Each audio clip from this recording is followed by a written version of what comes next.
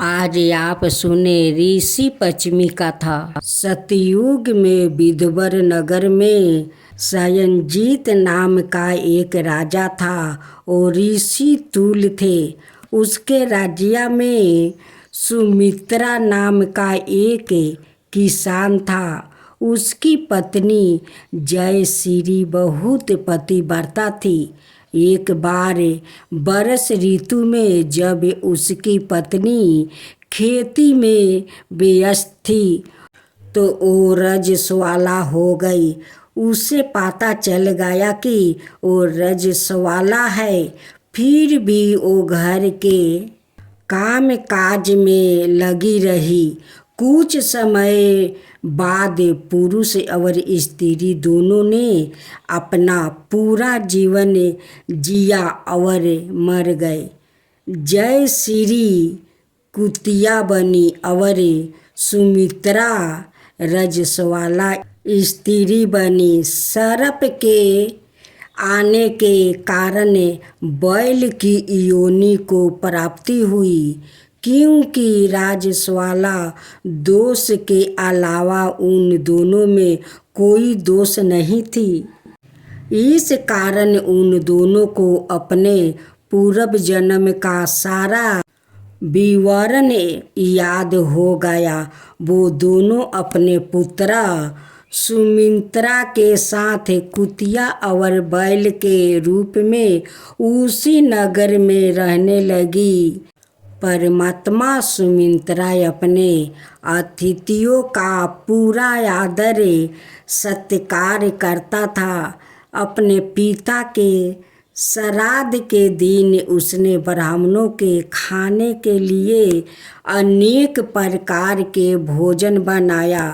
जब उसकी पत्नी किसी काम से रसोई से बाहर गई हुई थी तो रसोई में खीर के बर्तन में एक सांप ने जहर उगील दिया। सुमित्रा की माँ कुतिया के रूप में दूर से सब कुछ देख रही थी। जब उसके बेटे की बहू आई तो उसने अपने बेटे को ब्रह्मा हत्या के पाप से बचने के लिए उस बर्तन में अपना मुंह डाल दिया। सुमित्रा की पत्नी चंद्रावती कुतिया के इस कीर्ति को नहीं देख सकी और उसने चूल्हे से जलती हुई लकड़ी निकाली और कुतिया पर मार दी। बेचारी कुतिया मार खाकर इधर उधर भागने लगी।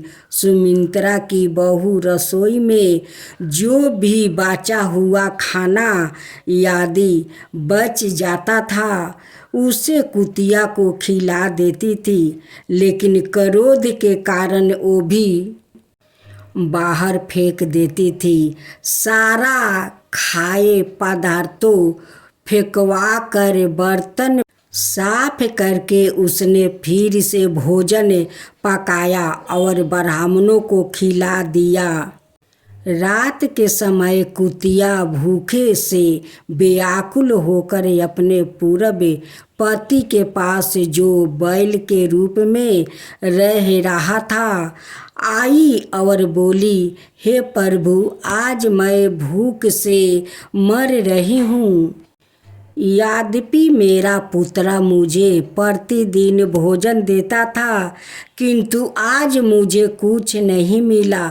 मैंने अनेक ब्रह्म हत्या के भय से सर्प विष युक्त खीर के बर्तन को छूकर उसे अभक्ष्य बना दिया था।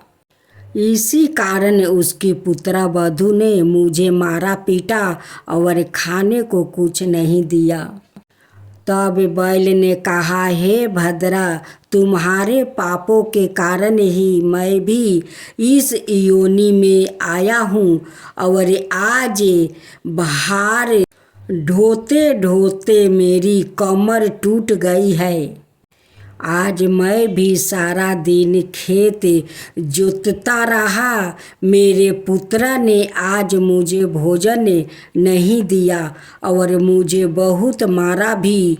इस प्रकार मुझे कष्ट देकर उसने इस श्राद्ध को निष्फल कर दिया।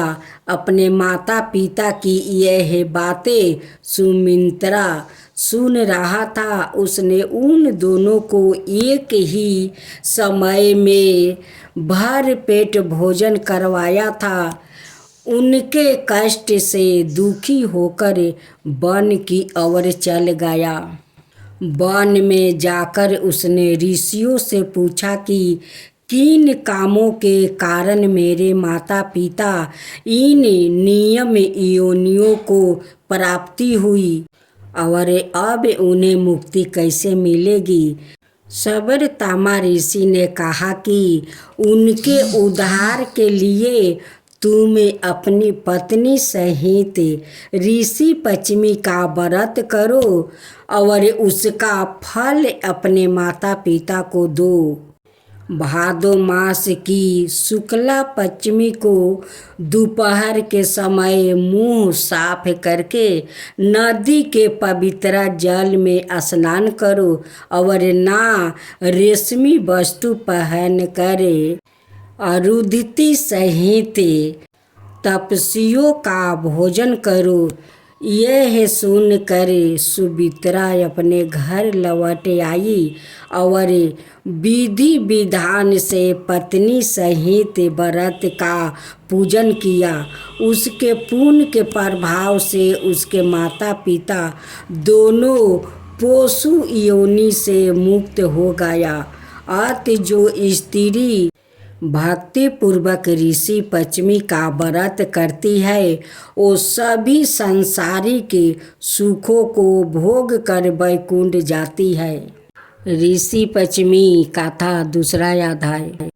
एक कथा के अनुसार एक बार राजा सीताश्वर धर्म का मामर जानने के लिए ब्रह्मा जी के पास गए और उनसे सभी पापों का नाश करने वाले व्रत के बारे में बताने को कहा। इस पर ब्रह्मा जी ने उन्हें ऋषि पश्चिमी व्रत के बारे में जानकारी दी और कथा सुनाई। उन्होंने बताया कि विदर्भ में उच्चतक नाम का एक सदाचारी ब्राह्मण रहता था। उसकी पत्नी का नाम सुशीला था और वो पतिव्रता स्त्री थी। उसके एक पुत्र और एक पुत्री थी, यानी कुल 2 संतानों थी। जब कन्या विवाह योग हुई तब ब्राह्मण ने उसका विवाह करवा दिया। हालांकि कुछ समय बाद उस पर विपत्ति आ गई और वो विधवा हो गई। इस पर दुखी ब्राह्मण चंपित ने नदी किनारे एक झोपड़ी बनाई और अपनी पुत्री के साथ रहने लगे। इसी बीच एक दिन कन्या सो रही थी, तभी उसके शरीर में कीड़े पड़ गया। उसने यह बात अपनी माँ को बताई। माँ ने यह बात अपने पति को बताई और पूछा कि उनकी पुत्री को यह दुख क्यों भोगना पड़ रहा है। उच्चतंग ने ध्यान करके पता लगाया कि पिछले जन्म में यह कन्या ब्राह्मण थी और राज सवाला होने पर भी बर्तन छूती थी। यद्यपि उसे यह जन्म उस पाप का फल भोगने के लिए मिला है, फिर भी उसने ऋषि पश्चिमी का व्रत नहीं किया। इसी कारण उसके शरीर में कीड़ा पड़ गया है। ब्राह्मण ने बताया कि रजस्वला स्त्री पहले दिन चंडालनी के समान, दूसरों दिन ब्रह्मा घातनी के समान, तीसरे दिन धोबिन के समान और चौथे दिन स्नान करके पवित्र हो जाती है। यदि वो अब भी ऋषि पश्चिमी का व्रत राखे तो उसके दुख दूर हो जाएंगे और अगले जन्म में उसे अखंड सौभाग्य की प्राप्ति होगी। पिता का आज्ञा से कन्या ने ऋषि पश्चिमी का व्रत रखा। इससे उसके दुख दूर हो गया और उसे अखंड सौभाग्य की प्राप्ति हुई। ऋषि पश्चिमी कथा तीसरा अध्याय। एक बार एक ब्राह्मण और ब्राह्मणी संतान प्राप्ति के लिए सतप ऋषि का व्रत रखते थे और जब उन्हें संतान के रूप में एक पुत्री प्राप्ति हुई तो उन्होंने उसे भी यह व्रत करवाना शुरू कर दिया। इसके बाद उन्होंने उसका विवाह भी एक ऐसे व्यक्ति से करवा दिया जो उनके घर में जमाई बनकर रहता था। ससुराल और जमाई दोनों मिलकर खेतों में काम करने लगे। ब्राह्मण ने ब्राह्मणी से कहा कि उसके लिए खीर और जमाई के लिए लबरी ले आओ। ब्राह्मणी भी वैसा ही करने लगी। एक दिन जब ब्राह्मण को काम के लिए बाहर जाना पड़ा तो ब्राह्मणी भोजन लेकर आई और जमाई से कहा कि एक बर्तन में भोजन तुम्हारे ससुराल के है और दूसरे में तुम्हारा। यह सुनकर जमाई ने सोचा कि यह अपने ससुराल के लिए क्या लाई है जो उसने कह दिया कि यह तुम्हारा है और यह तुम्हारे ससुराल का है। दामाद ने अपने ससुराल का बर्तन खोला और उसमें खीर देखी। खीर देखते ही उसका मन ललचने लगा और उसने खीर खा लिया। जब ब्राह्मण ने आकर देखा कि दामाद ने खीर खा ली है तो वो क्रोधित हो गया और कुल्हाड़ी से दामाद के साथ टुकड़े कर दिया और उन्हें 7 अलग अलग स्थानों पर छिपा दिया। ब्राह्मण की बेटी का पति 3 दिन तक घर नहीं आया तो सपत ऋषियों ने सोचा कि उसका व्रत तोड़वाना जरूरी है। इसके लिए उन्होंने अलग अलग जानवरों का भेष धारण किया और उसके टुकड़ों ढूंढकर उसे जीवित कर दिया। उसे यह भी कहा कि वो अपने ससुराल वालों के साथ ना रहे और उसने वैसा ही किया।